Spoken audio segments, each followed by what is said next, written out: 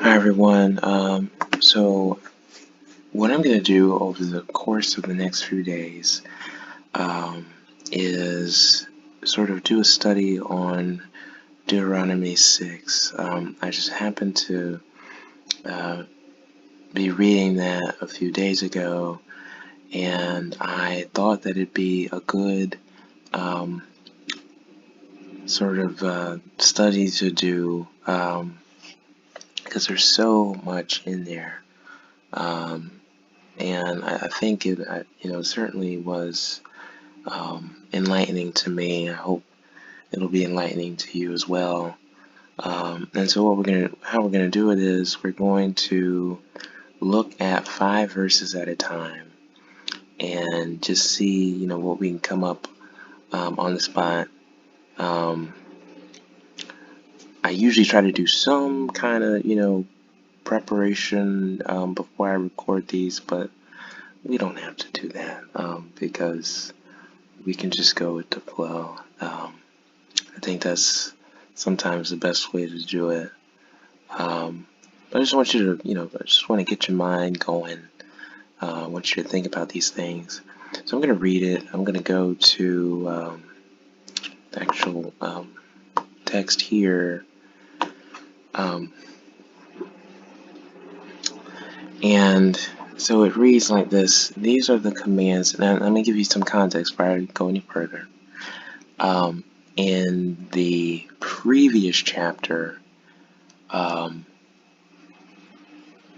Moses had given the Israelites the commandments, right? And so he's talking about the importance of the commandments, essentially, in this chapter. So it reads, "These are the commandments, decrees, and laws that the Lord your God directed me to teach you to observe in the land that you are crossing crossing the Jordan to possess, so that you, your children, and their children after them may fear the Lord your God as long as you live, by keeping all of his decrees and commandments that I give you, and so that you may enjoy long life.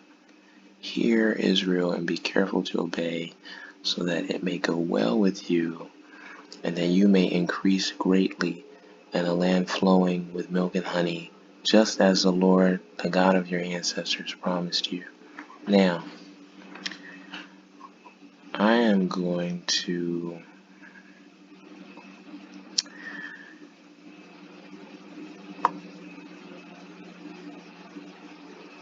highlight some things here, and actually bring this one too.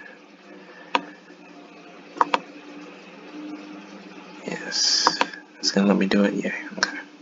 I didn't ask you to do all of that.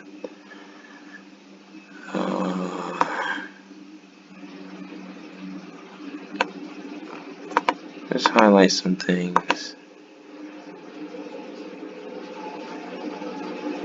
I'm actually going to change. I could do it the way I saw, the way I said I was going to do that one.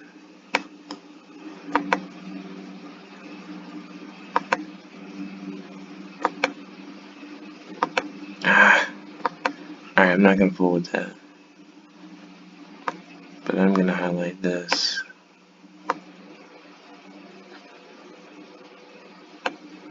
Okay.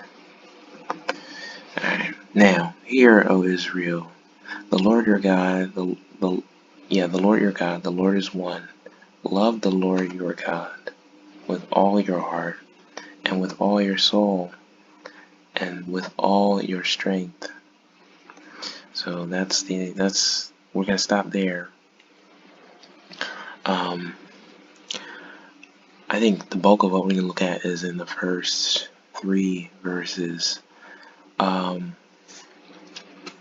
Do you see verse 2 here? So that you, your children, and their children after them may fear the Lord your God as long as you live. And matter of fact, why not? We might as well highlight the whole daggone thing. It's all important. But I want to focus on that. He's saying he taught them. Why? So that you, your children, and their children may fear God. How do you fear God? By keeping all His commandments. So,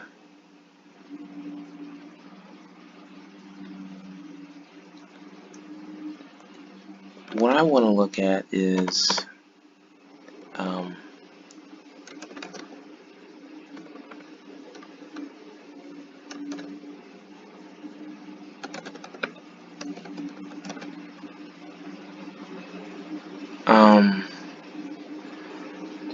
I'm just gonna kind of do these one word, maybe kind of things, because I don't even know how to really make it into points.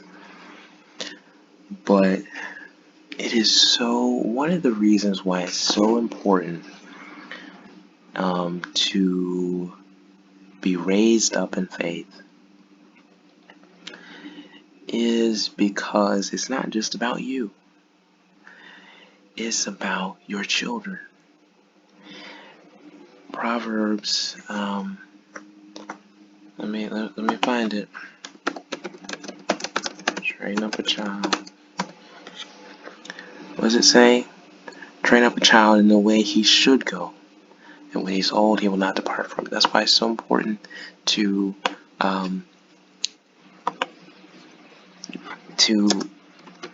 raise children in faith, and to come to faith even if you weren't raised in the faith as a child, because you will benefit your children, right? Your children will get out into the world, and they will have principles, and they will have guidelines to follow, right? That's what you want. You don't want your children going out doing all kinds of craziness, right? That's why it's so important. He says it's not even about y'all. It's about your children.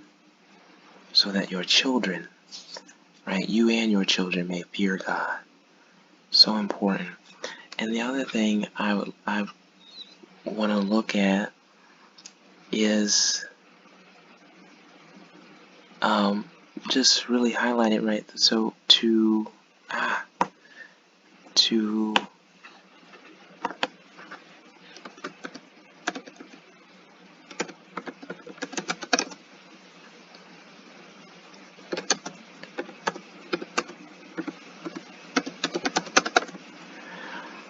right, fear God. What does that mean? That means to revere. That means to respect, right? You cannot do that if you disregard everything that God says, if you disregard all of His instruction, right? So you fear God by listening to Him, right? And He says that over and over again. If you look, when you look down the Psalms here, I mean the Old Testament and the rest of the Deuteronomy. Now let's go back. Look at verse 3. Hear, Israel, and be careful to obey, so that it may go well with you, and that you may increase greatly in the land flowing with milk and honey. That was the promised land that God had said that they would obtain. Just as the Lord, the God of your ancestors, promised you. Okay, so and this, a lot of times, we talk about luck, right? We talk about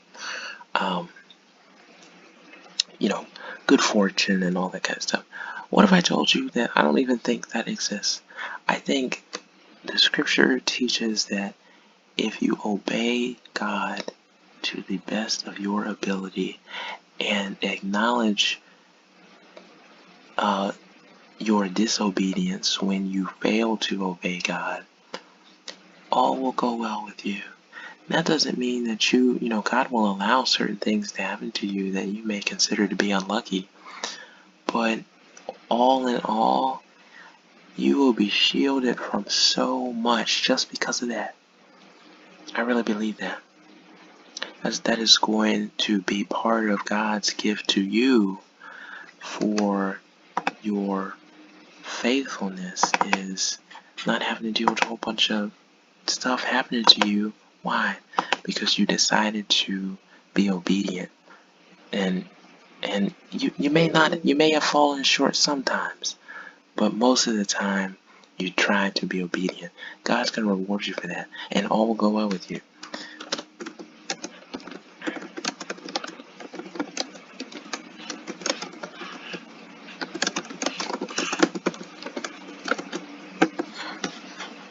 Right?